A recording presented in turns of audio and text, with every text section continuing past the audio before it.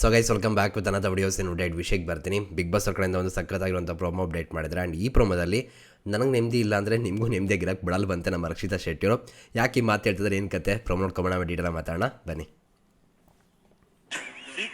ನಿಮ್ಮ ಪ್ರಕಾರ ಹೇಗೆ? ಯಾವಾಗ ನೀವ್ ಬರ್ತೀರಲ್ವಾ ಇವರ ಮುಖ ಹಿಂಗಾಗುತ್ತೆ. ಓಕೆ, ನೀವು ಹೋಗ್ ನಂತರ ಅವರ ಮುಖ ನೋಡ್ಬೇಕು. ನೀವು ಇವರ ಮುಖ ನೋಡಿ ನನ್ಗೆ ಅಳು ಬರುತ್ತೆ. ಅಯ್ಯೋ ಕನ್ವಿನ್ಸ್ ಆದ್ರೆ ಇಬ್ರು ಹೋಗ್ರಿ ಒಳಗಡೆ. ನಂಗೆ ಇಲ್ಲಿ ಅಷ್ಟು ನೆಮ್ಮದಿಗೆ ಇಲ್ಲ, ನಿಮ್ಗೆ ನೆಮ್ಮದಿಗೆ ಅಡಿಗೆ ನಾನು ಮಲಗ್ಲಿಕ್ಕೆ ಬಿಡಲ್ಲ. ನನ್ನ ನೆಮ್ಮದಿ ನೀನ್ ಹೇಗೆ? ನನ್ನ ಕೈಯಲ್ಲಿ ಉಂಟು. ನೀವಿಬ್ರು ಹಿಂಗಿದ್ರೆ ನನಗೆ ಪರ್ಸನಲ್ ಎಂಟರ್ಟೈನ್ಮೆಂಟ್ ಇದೆ. ಇಲ್ಲಿ ನೋವು ಆಗ್ತಾ ಉಂಟು ಸರ್. ನಿಮಗೆ ಅಲ್ಲಿ ಮಾತ್ರ ಆಗ್ತಾ ಉಂಟು, ನಮಗೆ ಎಲ್ಲಾ ಕಡೆ ಆಗ್ತಾ ಉಂಟು. ಫಸ್ಟ್ ಟೈಮ್ ವಾರಕದ ಕಿಚನ್ ಜೊತೆ ಎಪಿಸೋಡಲ್ಲಿ ಫಸ್ಟ್ ಪ್ರೋಮೋನೇ ಸ್ವಲ್ಪ ತಮಾಷೆ ಆಗಿರುವಂಥದ್ದು ಆ್ಯಂಡ್ ಫನ್ ಆಗಿದೆ ಅಂತ ಕೂಡ ಹೇಳ್ಬೋದು. ಇವಾಗ ನಮ್ಮ ಸೀಕ್ರೆಟ್ ರೂಮ್ನಲ್ಲಿದ್ದಂತಹ ರಕ್ಷಿತಾ ಶೆಟ್ಟಿ ಮತ್ತು ಧ್ರುವಂತ್ ಜೊತೆ ನಮ್ಮ ಸುದೀಪ್ ಅಣ್ಣ ಮಾತಾಡ್ತಿದ್ದಾರೆ. ಆ್ಯಂಡ್ ರಕ್ಷಿತಾ ಅವರ ಮಾತುಗಳು ಕೇಳಿ ನಿಮ್ಮ ಅನಿಸಿಕೆ ಏನು ಗೈಸ್ ಕಮೆಂಟ್ ಸೆಕ್ಷನ್ ತಿಳಿಸಿ ನೋಡೋಣ. ಆ್ಯಕ್ಚುಲಿ ಈ ವಾರ ತುಂಬ ವಿಷಯಗಳಾಗಿದೆ, ರಕ್ಷಿತಾ ಶೆಟ್ಟಿ ವಿಷಯದಲ್ಲೂ ಆಗ್ಬೋದು, ಧ್ರುವಂತ್ ವಿಷಯದಲ್ಲೂ ಆಗ್ಬೋದು. ಇನ್ಫ್ಯಾಕ್ಟ್ ನಿಜ ಹೇಳಬೇಕು ಅಂದರೆ ಧ್ರುವಂತಿಗೆ ತುಂಬ ಪಾಸಿಟಿವ್ ಕೂಡ ಆಯಿತು ಅಂತಲೇ ಹೇಳ್ಬೋದು ಸೀಕ್ರೆಟ್ ರೂಮ್. ರಕ್ಷಿತಾ ಅವ್ರಿಗೂ ಕೂಡ ಒಂದು ನೆಗೆಟಿವ್ ಕೂಡ ಆಯಿತು. ಬಟ್ ವಿಷಯಗಳು ಪರ್ಸ್ಪೆಕ್ಟಿವ್ ಅಂತ ನೋಡಿದಾಗ ತುಂಬ ವಿಷಯಗಳು ಬೇರೆ ಥರ ಅನ್ಸೋದ್ರಲ್ಲಿ ಸಹಜನೇ. ಆದರೂ ಕೂಡ ತುಂಬ ವಿಷಯಗಳು ನಾವು ಅಂದ್ಕೊಂಡಂತೆ ಇರೋದು ಕೂಡ ಆಯಿತು ಅಂತಲೇ ಹೇಳ್ಬೋದು. ತುಂಬ ಹೊರಗೆ ನೋಡಿದಾಗ ಇವರಿಬ್ಬರ ಒಂದು ಗ್ರಾಫ್ಗೆ ಎಫೆಕ್ಟ್ ಅಂತೂ ಖಂಡಿತವಾಗ್ಲೂ ಆಗಿದೆ. ಅದು ಮುಂದಿನ ದಿನಗಳಲ್ಲಿ ಯಾವ ಥರ ಆಗುತ್ತೆ ಏನು ಕತೆ ಅಂತ ಕಾದು ನೋಡಬೇಕಾಗುತ್ತೆ. ಬಟ್ ಏನಪ್ಪ ಅಂದರೆ ಆ ದಿನಕ್ಕೆ ಬಿಡೋಣ, ಮುಂದಿನ ದಿನಕ್ಕೆ ಹೊಸ ಒಂದು ಪರ್ಸ್ಪೆಕ್ಟಿವ್ ಅಂತ ಹೊಸ ಒಂದು ಇದು ಅಂತ ನೋಡ್ಕೊಂಡು ನಾವು ಎಂಜಾಯ್ ಮಾಡೋಣ ಅಷ್ಟೇ. ಇನ್ನೇನು ಸ್ವಲ್ಪ ದಿನ ಇದೆ ಅಷ್ಟೇ. ಯಾರು ಕೂಡ ಯಾರಿಗೂ ಹೇಟ್ ಮಾಡಬೇಡಿ, ನೆಗೆಟಿವ್ ಮಾಡೋದು ಬೇಕಾಗಿಲ್ಲ. ಎಲ್ಲರೂ ಒಳ್ಳೆಯವರೇ, ಸಮಯಕ್ಕೆ ತಕ್ಕಂತೆ ಗೇಮಿಗೆ ತಕ್ಕಂತೆ ಒಂದಿಷ್ಟು ವಿಷಯಗಳಾಗುತ್ತೆ. ಎಲ್ಲರೂ ಇಲ್ಲಿಂದ ಆಡ್ತಾಯಿದ್ದಾರೆ ಅನ್ನೋದು ಕೂಡ ಕ್ಲಿಯರಾಗಿ ಗೊತ್ತಾಗ್ತಿದೆ. ಆಟ ಆಡೋಕ್ಕೆ ಬಿಡೋಣ. ಯಾರೋ ಒಬ್ರು ಗೆಲ್ತಾರೆ, ಗೆದ್ದವರು ಖುಷಿಯಾಗಿ ಅವ್ರ ಜೀವನ ನೋಡ್ಕೊಳ್ಳಿ ಅಷ್ಟೇ. ಆ್ಯಂಡ್ ಈ ರಕ್ಷಿತಾ ಶೆಟ್ಟಿ ಮತ್ತು ಧ್ರುವಂತ ಬಂದಾಗ ಈ ವಾರ ಸಿಕ್ಕಾಪಟ್ಟೆ ನಮ್ಗೆ ಎಂಟರ್ಟೈನ್ಮೆಂಟ್ನ ಕೊಟ್ಟಿದ್ದಾರೆ. ಕೆಲವು ಕಡೆ ಇರಿಟೇಷನ್ ಕೂಡ ಆಗಿದ್ದುಂಟು ಸತ್ಯನೇ.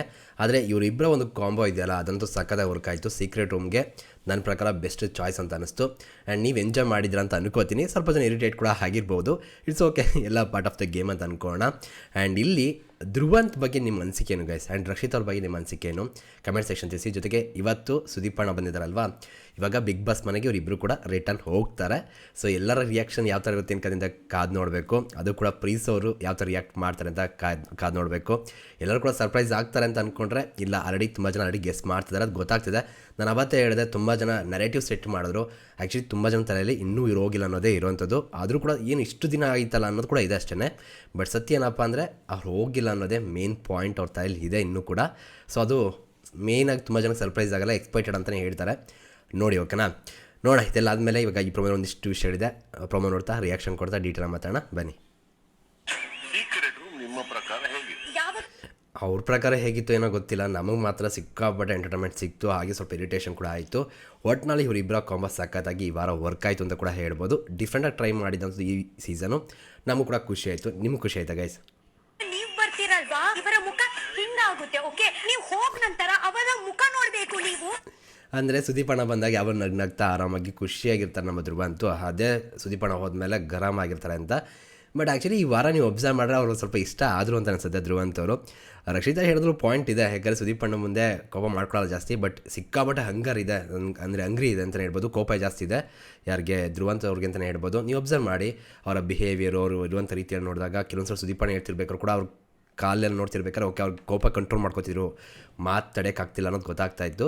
ಸೊ ಇವೆಲ್ಲ ನೋಡಿದಾಗ ಸಿಕ್ಕಾಪಟ್ಟೆ ಕೋಪ ಇರುವಂಥ ವ್ಯಕ್ತಿ ಧ್ರುವಂತವರು. ಸೊ ಅದು ಕ್ಲಿಯರಾಗಿ ಗೊತ್ತಾಗುತ್ತೆ. ಆ್ಯಂಡ್ ತುಂಬ ಚೆನ್ನಾಗಿ ಇಮಿಟೇಟ್ ಕೂಡ ಮಾಡ್ತಾ ಇದ್ದಾರೆ ರಕ್ಷಿತ್ ಅವರು. ಹಳು ಬರುತ್ತಾ? ಅಯ್ಯಪ್ಪ, ಹಳು ಬರ್ಸೋ ಲೆವೆಲ್ಗೆ ಹೋಗಿದ್ದಾರೆ ಅಂತಲೇ ಹೇಳ್ಬೋದು. ಬಟ್ ಧ್ರುವಂತ್ ಇರೋದಕ್ಕೆ ಮೇ ಬಿ ಬಚ್ಚವಾಗಿದ್ದಾರೆ, ಬೇರೆ ಸ್ಪರ್ಧಿ ಆಗಿರೋ ತಲೆ ಕೆಟ್ಟೋಗೋದು ಅಂತ ಅನಿಸುತ್ತೆ. ಯಾಕಂದ್ರೆ ನಿಮ್ಗೆ ಗೊತ್ತಿರುವಾಗ ಈ ವಾರ ಆ ಲೆವೆಲ್ಗೆ ಮಾಡಿದ್ರು. ಇನ್ಫ್ಯಾಕ್ಟ್ ಆ ಬೆಡ್ಶೀಟ್ ಜನ ನೋಡಿದ್ರಲ್ಲ, ಆ ಥರ ಎಲ್ಲ ಮಾಡಿದ್ರೆ ಯಾರಿಗೆ ತಾನೇ ತಡ್ಕೊಳಕ್ಕಾಗುತ್ತೆ? ಅಟ್ಲೀಸ್ಟ್ ಧ್ರುವಂತ್ ಓಕೆ ಆ ಲೆವೆಲ್ಗೆ ಬಂದುಬಿಟ್ರು. ಬಟ್ ಇದ್ರ ಬಗ್ಗೆ ಅನಿಸುತ್ತೆ ಗೈಸ್ ಕಮೆಂಟ್ ಸೆಕ್ಷನ್ ತಿಳಿಸಿ. ಕನ್ವಿನ್ಸ್ ಆದ್ರೆ ಇಬ್ರು ಹೋಗ್ರಿ ಒಳಗಡೆ. ಸೊ ಇವಾಗ ಇವರು ಕನ್ವಿನ್ಸ್ ಮಾಡಿದ್ರೆ ಹೋಗಿ ಅಂತ ಹೇಳ್ತಿದ್ದಾರೆ ಬಿಗ್ ಬಾಸ್ ಮನೆಗೆ, ಇಲ್ಲಾಂದರೆ ನೀವು ಹೋಗಿಲ್ಲ ಅಂದ್ರೆ ಹೇಳ್ರಂತು. ಇವಾಗ ಯಾವ ರೀತಿ ಕನ್ವಿನ್ಸ್ ಮಾಡ್ತಾರೆ ಹೆಂಗಂತಿದೆ ಕಾದು ನೋಡಬೇಕು ನಮ್ಮ ರಕ್ಷಿತಾ. ಓಕೆನಾ, ಗುಡ್ ಪಾಯಿಂಟ್. ಆ್ಯಕ್ಚುಲಿ ಇಲ್ಲಿ ಒಂದು ವಿಷಯ ಅಬ್ಸರ್ವ್ ಮಾಡಿದ್ರ, ಕನ್ವಿನ್ಸ್ ಮಾಡಿ ಅಂತ ಬಂದಾಗ ಮಾತಾಡಿ ನಾವು ಹೋಗೋಣ ಅಂತ ಹೇಳ್ತಿಲ್ಲ, ವಾರ್ನಿಂಗ್. ಇವಾಗ ಏನಾದರೂ ನಾವು ಹೋಗೋದು ಬೇಡ ಅಂತ ಏನಾದ್ರು ಹೇಳಿದ್ರೆ, ಇವಾಗ ನನಗೇನಾದರೂ ತಡೆ ಮಾಡಿದ್ರೆ, ನನಗೆ ಇವಾಗ ಕನ್ವಿನ್ಸ್ ಆಗಲಿಲ್ಲ ಅಂದರೆ ಪಕ್ಕಾ ಟಾರ್ಚರ್. ನನ್ನ ನೆಮ್ಮದಿ ಹಾಳು ಮಾಡ್ತಿರಲ್ಲ, ನಿಮ್ಮ ನೆಮ್ಮದಿ ನಾನು ಬಿಡಲ್ಲ. ಇದು ತುಂಬ ಜನಕ್ಕೆ ಬೇರೆ ಥರ ಅನಿಸ್ಬೋದು, ಬಟ್ ಆ ಥರ ತಗೊಳಕ್ಕೆ ಹೋಗಬೇಡಿ. ಪಾಸಿಟಿವಾಗಿ ತಗೊಳ್ಳೋಣ, ಓಕೆನಾ? ಯಾಕಂದರೆ ಇನ್ನೊಬ್ರು ನೆಮ್ಮದಿ ಹಾಳು ಮಾಡೋದು ಆ ಥರ ಎಲ್ಲ ತಗೊಬಿಡ್ತಾರೆ. ಬಟ್ ಆ ಥರ ಎಲ್ಲ ಬೇಡ, ಫನ್ ವೇಲಿದೆ, ಫನ್ ವೇಗೆ ತಗೊಳ್ಳೋಣ. ಒಟ್ನಲ್ಲಿ ಏನಪ್ಪ ಅಂದರೆ, ನೀವು ನನ್ನ ನೆಮ್ಮದಿ ಹಾಳು ಮಾಡಿದ್ರೆ ಅಲ್ಲಿಗೆ ಹೋಗದಂತೆ ಇಲ್ಲಿ ಇರಿಸ್ಕೊಂಡು ನಾನು ಇಲ್ಲಿ ಇತ್ಕೊಂಡು ನಿಮ್ಮ ನೆಮ್ಮದಿ ಹಾಳು ಮಾಡ್ತೀನಿ, ಅದಂತೂ ಪಕ್ಕ ಅಂತ ಕ್ಲಿಯರಾಗಿ ರಕ್ಷಿತಾ ಹೇಳ್ತಿದ್ದಾರೆ. ನೈಸ್.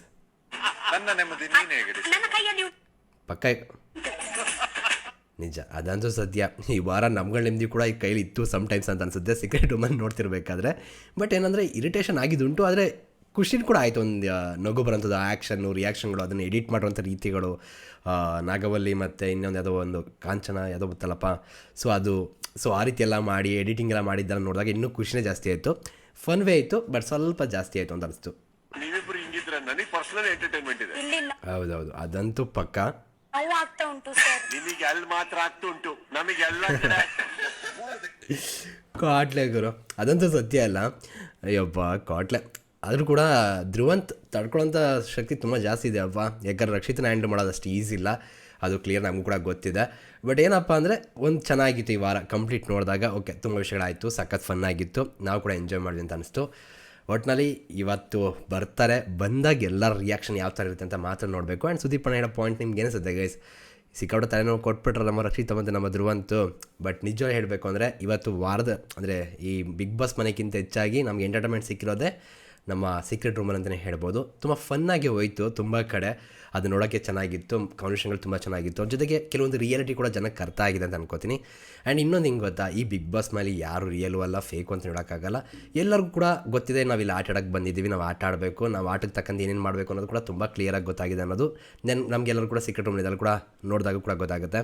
ಈಗ ತುಂಬ ಜನ ಅನ್ಕೋತಾರೆ ಇವ್ರು ಮಾತ್ರ ಥಿಂಕ್ ಮಾಡ್ತಾರೆ, ಬೇರೆ ಯಾರೂ ಥಿಂಕ್ ಮಾಡ್ತಾಯಿಲ್ಲ, ಯಾರು ಕೂಡ ಬೇರೆ ಥರ ಎಲ್ಲ ಸ್ಟ್ರಾಟಜಿ ಯೂಸ್ ಮಾಡ್ತಿಲ್ಲ ಅಂತ. ಇಲ್ಲ, ಈ ಬಿಗ್ ಬಾಸ್ ಮನೆಗೆ ಬಂದ ತಕ್ಷಣ ಎಲ್ಲರ ತಲೆಯಲ್ಲೂ ಕೂಡ ಓಡ್ತಾ ಇರುತ್ತೆ, ನಾನು ಏನು ಮಾಡಬೇಕು, ಯಾರಿಗೆ ನಾಮಿನೇಟ್ ಮಾಡಬೇಕು, ಯಾರನ್ನ ಟಾರ್ಗೆಟ್ ಮಾಡಬೇಕು, ಯಾರನ್ನ ಕಳಿಸ್ಬೇಕು, ಇಲ್ಲಿ ಯಾರು ವೀಕು, ಇಲ್ಲಿ ಯಾರು ಸ್ಟ್ರಾಂಗು, ಸೊ ಯಾರ ಜೊತೆ ಇರಬೇಕು, ಯಾರ ಜೊತೆ ಇರಬಾರ್ದು, ಇವೆಲ್ಲ ಕೂಡ ಬರ್ಬೋದು, ಬರ್ದೇನೂ ಇರೋಕ್ಕಾಗಲ್ಲ ಅಂತ ಅನಿಸುತ್ತೆ. ಇವಾಗ ನಿಮ್ಮನ್ನೇ ಬಿಗ್ ಬಾಸ್ ಮನೆಗೆ ಹೋಗಿ ಅಂದರೆ ನೀವು ಹೆಂಗೆಲ್ಲ ಯೋಚನೆ ಮಾಡ್ತೀರಿ ಹೇಳಿ? ಸೊ ಅದೇ ಯೋಚನೆಗಳನ್ನ ಅವರು ಮಾಡ್ತಾರೆ, ಯಾಕಂದ್ರೆ ಅವರೆಲ್ಲರೂ ಕೂಡ ನಮ್ಮಂಗೆ ಮನುಷ್ಯರು. ಸೊ ಹಾಗಾಗಿ ಇಲ್ಲಿ ಎಲ್ಲರದ್ದು ಅವ್ರದ್ದೇ ಆದ ಒಂದು ರೀತಿಯ ಆಟ ನಡೀತಾ ಇರುತ್ತೆ.